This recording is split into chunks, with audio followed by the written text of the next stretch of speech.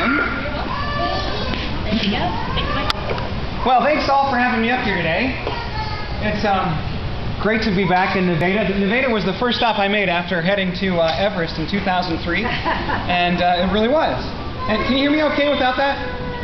I think, or maybe can we turn this up a little bit? Can you hear okay? Yeah, that's good.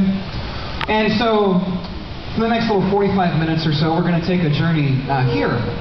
And that is the view, for me, what was the view after about 7 years spent training and preparing for this moment. 7 years. And this is a view from the highest camp on Mount Everest, up the summit.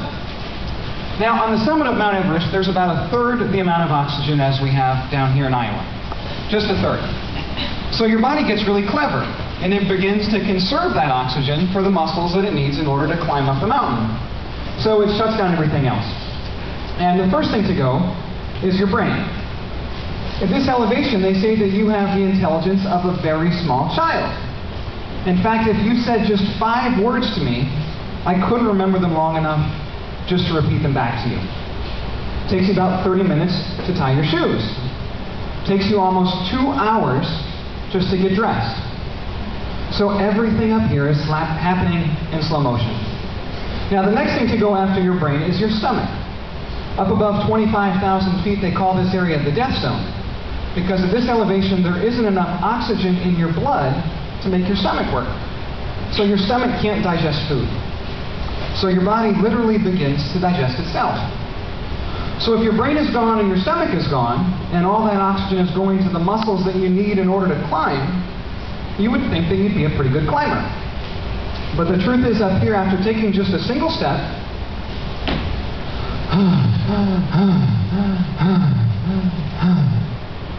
and it takes about 2 minutes to recover. 2 minutes to recover from just a single step. So to put that into context, the entire distance from the highest camp here, Camp 4, to the summit, that's just 1.5 miles.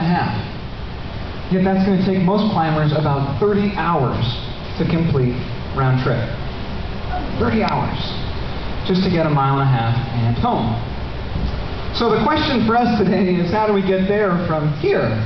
And this is probably a little bit more familiar view for most of us, and this is a view up where I grew up on our family's farms over by Boom.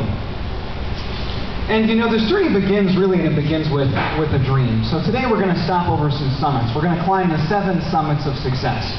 The 7 summits of climbing are the highest peaks on each of the 7 continents.